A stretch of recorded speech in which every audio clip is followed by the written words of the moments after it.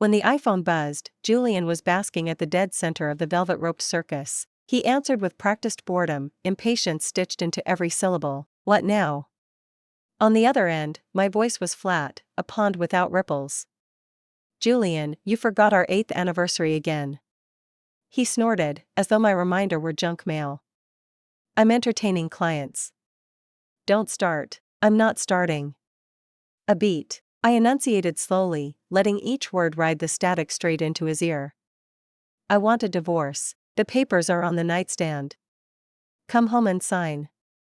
When Julian pulled into the garage, silence met him like a slammed door. The motion sensor light never flared. He barked my name out of habit, only the great room answered, hollow.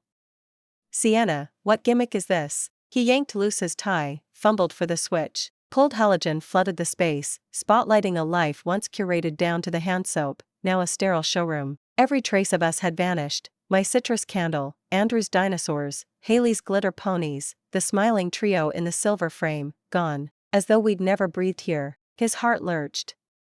He took the stairs 2 at a time. On the bed, pajamas were laid out with hospital corners, beside them a single folder, divorce agreement. The flimsy pages almost disintegrated between his fingers. I was walking away with nothing, except full custody of the kids. Veins pounded at his temples, fury tasted metallic. He stabbed my number. Sienna, is this a joke? Blackmail? You actually think I'll sign? Across town, I lounged on a new IKEA sofa, children tucked under each arm, cartoon dragons dancing on the TV. Andrew and Haley giggled, safe. I lowered the volume. I don't need you to believe me. I need you to sign. You imagine you can survive without me? I handed you everything you have. I almost laughed. Handed me everything? Julian, who dragged you out of the gutter when your family laughed you off? Who co-wrote the Sterling pitch deck at 3 a.m. on instant noodles? Who held you while you cried about seed money that never came? I climbed with you from zero to the penthouse, not to be downsized into Vance eyesore once the view got good. My whisper cut cleaner than any scream. What you own is yours. It's not a license to humiliate me, and me? I smiled, weightless.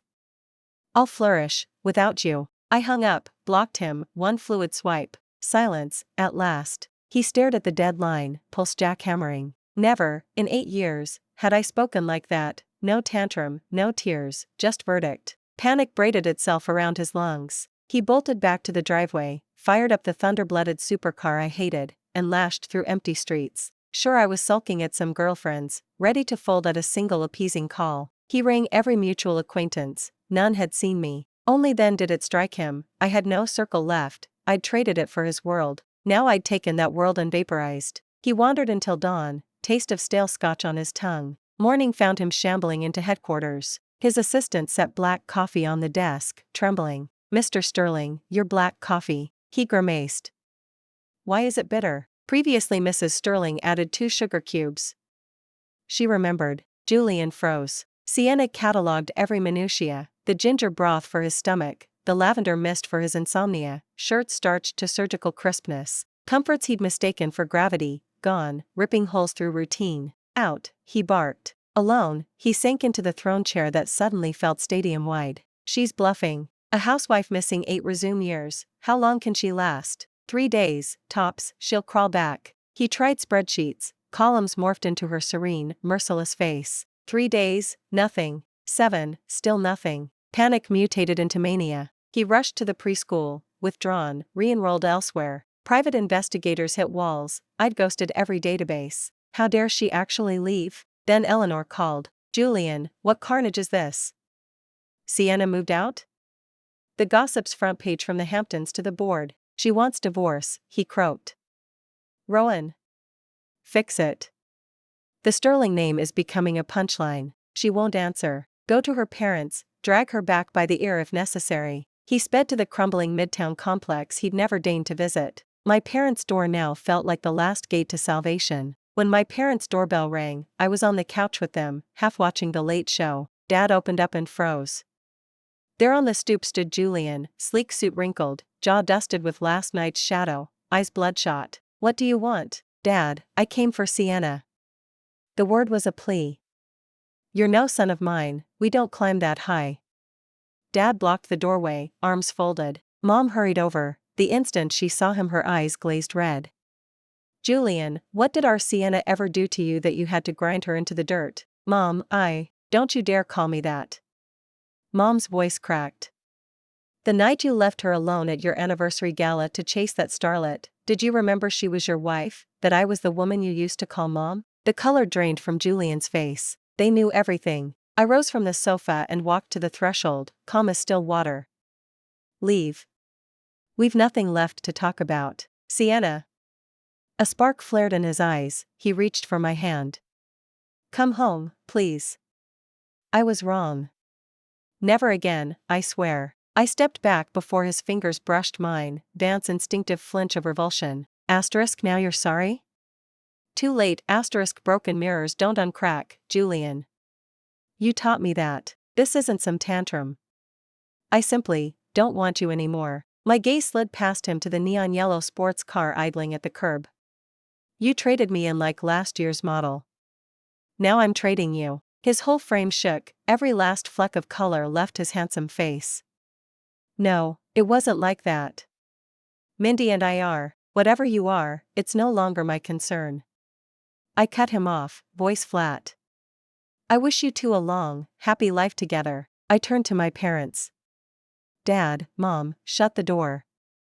I'm tired. The slab of oak slammed, locking his desperate reflection outside. Left on the landing, he listened to the living room laughter drifting through the wood, to my soft lullabies carrying Andrew and Haley towards sleep, every note another scalpel sliding across his heart. He slumped against the peeling paint and, for the first time, tasted the copper tang of real regret. Julian's ego-dictated brain snapped into full-blown madman mode the moment he realized I was gone. Assuming I was merely hiding at my parents', he staged a comedy he dubbed Operation Win Her Back, Sam his only witness. Every dawn he parked that spaceship of a car outside our modest row house, clutching a crimson bouquet big enough for Valentine's billboards, rain or shine. Neighborhood gossips feasted. Ain't that the Sterling Group CEO mooning like a lost statue? Heard his wife walked. Serves him right, sowed wild oats and lost the whole damn farm. I watched from behind the lace curtain, coldly amused. Hilarious. Wish you'd thought of that sooner, Jamie? Mom and Dad asked if they should chase him off. I shook my head. Let him roast. Free entertainment for the block. My indifference lit a fuse inside him. When waiting failed, he manufactured coincidences. He popped up beside the produce shelves, wresting grocery bags from my arms. He haunted the entrance of Andrew's new robotics class, hoping for a wave that never came, but Andrew, protective little man that he is, stared him down. Mister, please stop bothering my family. Haley peeped from behind my knee. Mister, she echoed, eyes wide. The word Mister, dull, polite, meaningless, hacked at Julian's pride like a rusty blade. Just as he ran out of tricks, a front-page bomb exploded. Sterling ex-wife rival Fortress Capital as VP. The photo showed me in a steel gray pantsuit, hair swept up, laughing beside Landon. That Sienna, sun-touched, ruthless, alive, was one Julian had never met. He stormed the Fortress lobby, cornered me by the elevator bank. Sienna! You're doing this to spite me. His fingers viced my wrist. Mr. Sterling, kindly let go. We're in public, Mr. Sterling? He laughed, broken glass in his throat. That's what you call me now, you prefer ex-husband? I arched a brow. You took this job to punish me, admit it. Punish you? I nearly smiled. Julian, you're not the axis of my universe. I'm simply cashing the check I should have written 8 years ago, one made out to myself. I leaned in, breath brushing his ear.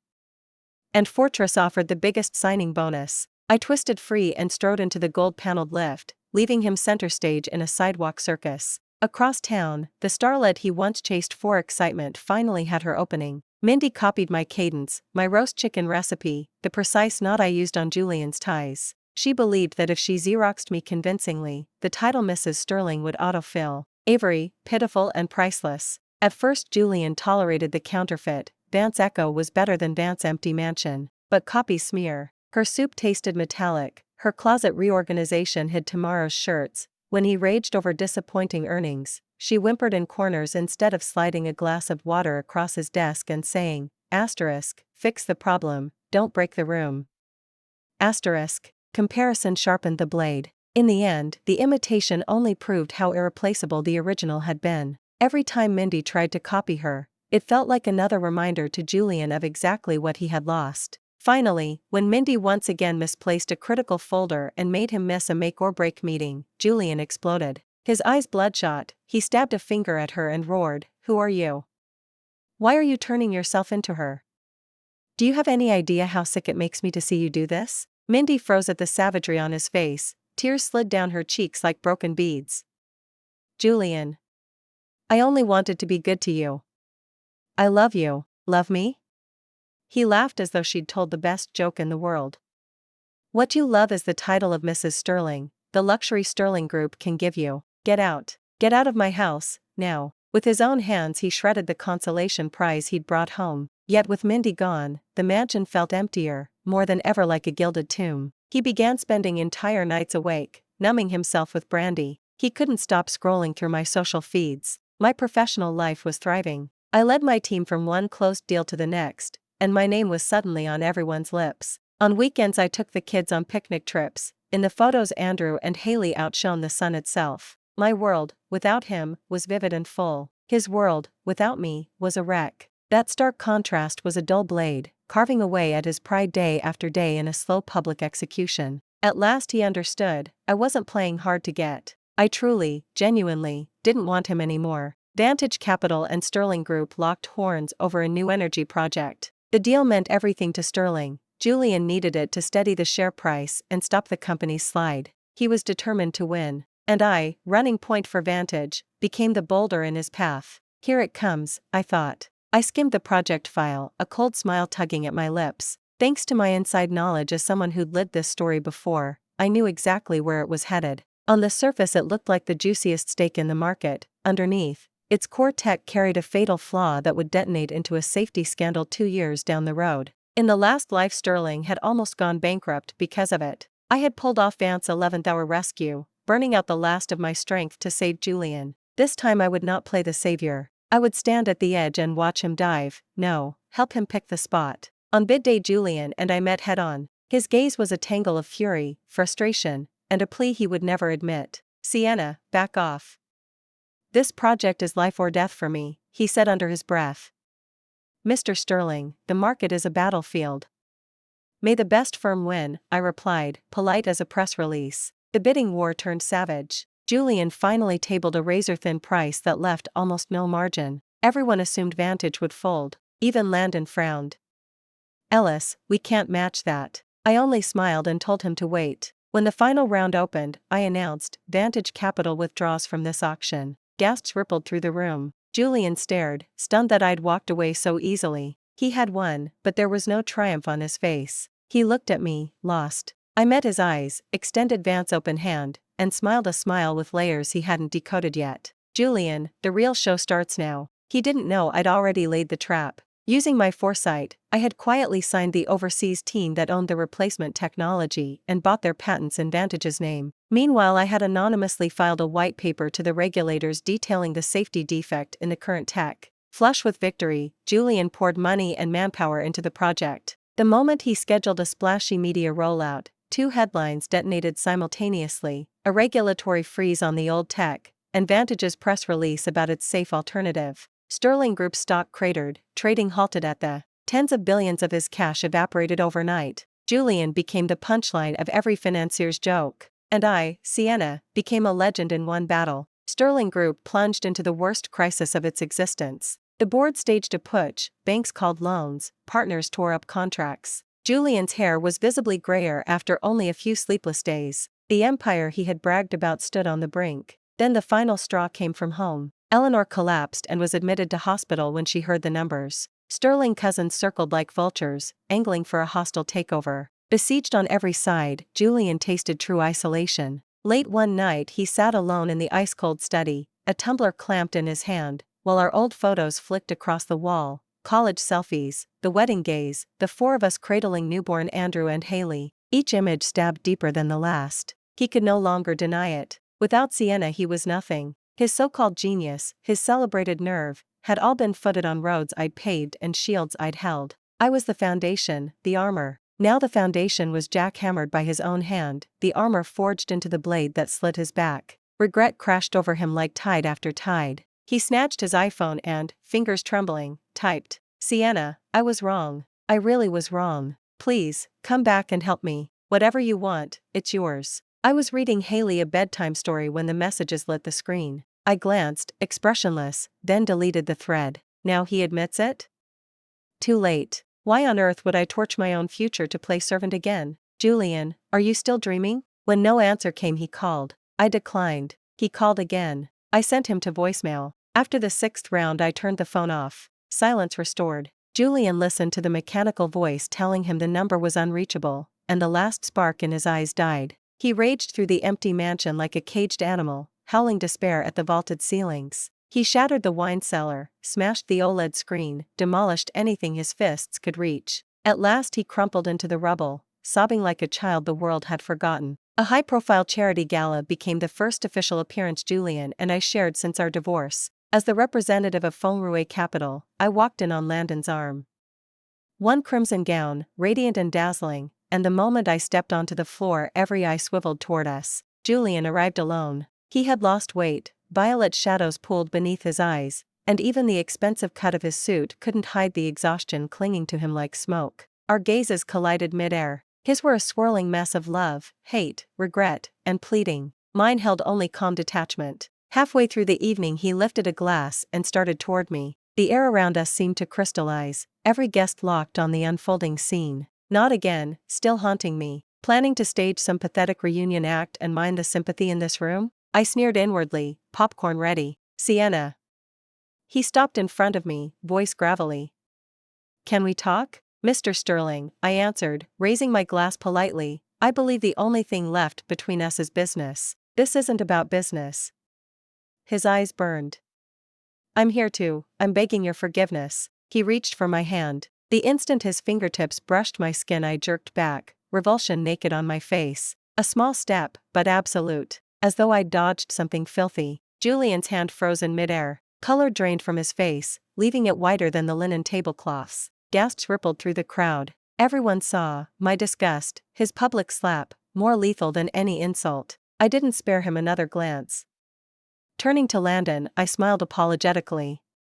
"Excuse me." I crossed to a quiet corner where a nervous teenager sat. Morgan, newly signed actor, my latest protégé, reminded me of the sensitive, self-doubting Julian of years ago. "Morgan, relax.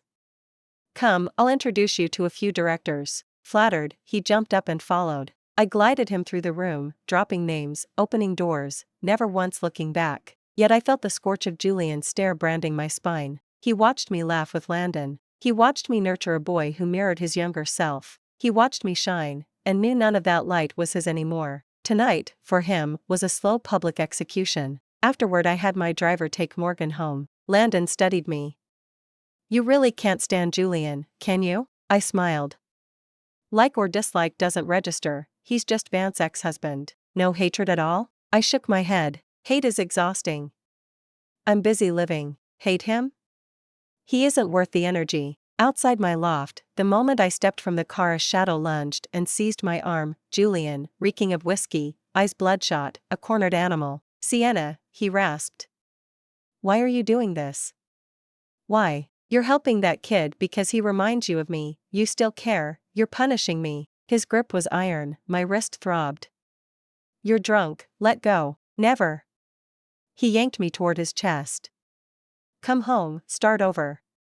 I'll give you the company, everything, just you and the kids." His voice cracked, pathetically pleading. Once that tone might have softened me, now it turned my stomach. "Crocodile tears, worthless. Now you value us? Where were you before?" I drove my stiletto into his instep, he grunted, grip loosening, and I wrenched free. "Listen carefully, Julian." Each word Vance ice chip. 1. I helped you because you were my responsibility, you no longer are. 2. I helped Morgan because he deserves it. He's clean, hardworking, grateful, not like some ungrateful bastard. 3. And this is the killer. I inhaled. I never loved you. He shuddered as if lightning struck, lips trembling, speechless. I rescued you because I parachuted into a novel and my quest was to save the tragic male lead. Quest complete, I'm free. So stop stalking me. From the start we were nothing but a transaction. I walked into the lobby without a backward glance, knowing he remained outside, a statue fracturing in the cold. All lies, of course. I loved him, nurtured a brooding boy into a dazzling man. Real love, real until he crushed it. Since we couldn't part amicably, I chose the cruelest knife to sever the last thread and consign him to limbo. At the final divorce hearing, Julian offered no resistance. He agreed to every term: custody, the colossal property split. In court his gaze was a black hole. The moment the judge declared us dissolved he croaked, "Sienna, one last question, was what you said downstairs true? You never loved me?" A final thread of hope. I met his bloodshot eyes and I saw the fragility and pleading in his eyes, saw his white-knuckled fists, saw the last shred of dignity he was forcing himself to hold on to. For a heartbeat, something stabbed at my chest. But the pain was almost instantly iced over by cold, clinical reason. Don't soften. One moment of weakness and I'm finished. I looked at him, slowly, clearly, and let two syllables fall. Yes. Not the slightest hesitation, not the faintest waver. Like the sharpest blade, it sliced clean through the last thread of hope he was dangling from. The light in his eyes died, just like that. His tall frame swayed, as though every ounce of strength had been vacuumed out of him, and he collapsed into the chair. On the once invincible, flawlessly handsome face, only ashen despair remained. The hearing ended, I stood up to leave. He lunged forward, shook off the bailiff, and dropped to his knees in front of me with a sickening thud. In the hushed, stately courtroom, under every watching eye, the sterling CEO who had once stood above the world knelt like the lowliest beggar before his ex-wife. Sienna, clutching the hem of my pants, wryly streaked with tears.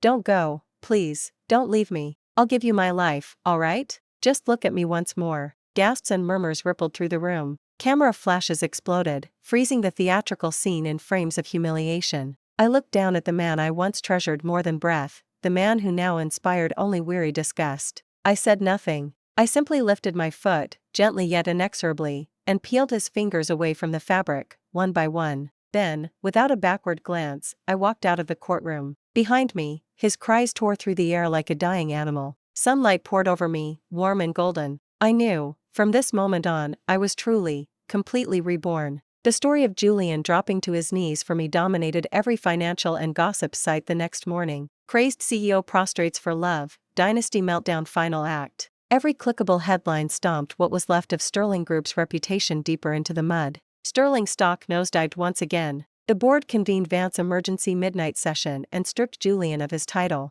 The empire he had built, on my back, cast him out without mercy, exactly the way he once discarded me. Karma, in tailored pinstripes. When Mindy saw the news, whatever illusions she still harbored shattered. She sped to Julian's mansion, not to comfort, but to sever the last tie. "Julian, you're insane. You threw away your career and your dignity for a woman who doesn't even love you. I must have been blind to fall for you." Julian sat on the carpet, ringed by empty bottles. Ignoring her shrieks, he lifted hollow eyes and studied her face.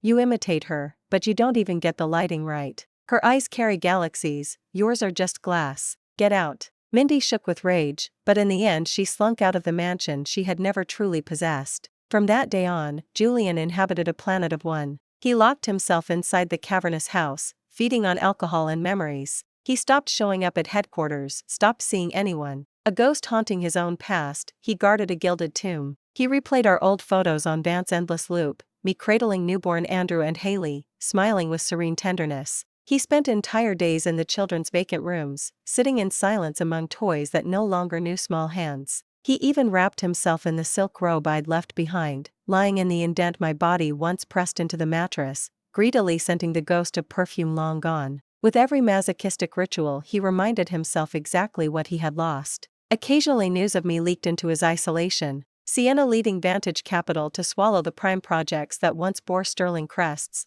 Sienna launching a personal foundation bankrolling more dream chasers like Morgan. Sienna ferrying Andrew and Haley across 7 continents, their smiles blooming against every postcard backdrop. Each headline, each photograph, twisted the blade deeper. At last he understood. I was never his light. I was light itself. And he, with his own hands, had switched it off. Now the beam cut across the world, but never again illuminated him. 3 years later, at Vantage Capital's gala, I took the stage as the newly crowned CEO. Below, hundreds of pairs of eyes glowed with admiration and something close to reverence. Landon stood in the front row, applauding with quiet pride. Morgan, now reigning box office king, had just dedicated his first Oscar to me. My parents occupied the family section, faces luminous with pride. Andrew and Haley flanked them in miniature tuxedos, cheering like two tiny cheering squad captains. Career ascendant, family whole, friends true. Exactly the life I had sketched in the margins of my old pain. After the gala, I led the kids toward the garage. Beneath the sodium lights, a figure waited, familiar yet time-worn. Julian. He leaned against Vance's ordinary sedan, hair salted premature gray, stubble graying too, a faded trench coat hanging loose on shoulders that once filled custom suits. He looked a decade older than his age. When he spotted me, he straightened with awkward urgency, clutching a cake box. Sienna. His voice was gravel dragged over riverbed. Today is Andrew and Haley's birthday. For a beat I blinked, then remembered it really was. Years of conquering markets had overwritten calendars in my head. Andrew and Haley shrank behind me, wary of the stranger. Who are you? Andrew's small brows knit. Julian quivered as though the single question amputated something inside him. Of course, they'd grown past the age when a face in a photograph feels real. He opened his mouth, found no label that would fit. I exhaled, crouched to eye level with the twins. Sweethearts, this is Mr. Sterling. The word Dad never left my lips. Julian's smile was pure bitterness as he extended the cake. Happy birthday. I didn't take it. Thanks for the thought, but we already ordered ours. Hand in hand with my children, I walked past him. Goodbye, Mr. Sterling. Sienna. I paused, back still turned. If a time machine could take us back, would you choose me again? The plea fluttered, paper thin. I let a quiet moment pass. Then, eyes on the neon skyline, I smiled, free, unburdened. Julian, people move forward, me included. I didn't stop again. Side view mirror, his silhouette stretched thin and lonelier under yellow sodium, until distance erased him entirely. My story had already turned the page. His would stay stuck in that winter of regret. A solitary man, breathing what-ifs in Vance's empty mansion, for the rest of his numbered days. Thanks for listening. On a scale of 1 to 10, how would you rate this tale? If it moved you, give it a thumbs up and share it with a friend. We'd love to hear your thoughts in the comments. Subscribe for more stories that sting and soar. See you next time.